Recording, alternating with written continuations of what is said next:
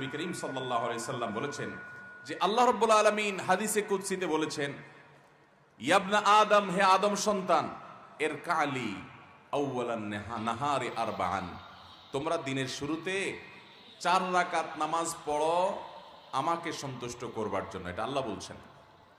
আকফিকা আখিরাহু, তাহলে তোমাকে আমি দিনের শেষ পর্যন্ত পরিপূর্ণ সময়টাতে আমি যথেষ্ট হয়ে যাব সকল ক্ষতি থেকে বাঁচাবার জন্য। এই 4 রাকাত নামাজ সালাতুদ দুহা, যেটাকে আমরা চাশতের নামাজও বলি। নবী আলাইহিস সালাম অন্য হাদিসে বলেছেন, লা ইউহাফিযু আলা সালাতিদ দুহা ইল্লা আওয়াব, যারা আল্লাহর দিকে ধাবিত, আল্লাহর দিকে অগ্রসর, এলিট শ্রেণীর মুসলমান, সাধারণ শ্রেণী না, একেবারে সর্বোচ্চ মর্যাদার সর্বোচ্চ শ্রেণীর আপার ক্লাসের মুসলমান, যারা এই আপার ক্লাসের মুসলমান, তাদের কাজ হলো আল্লাহর পথে ধাবিত তারা থাকে, আল্লাহর দিকে ঝুঁকে থাকে,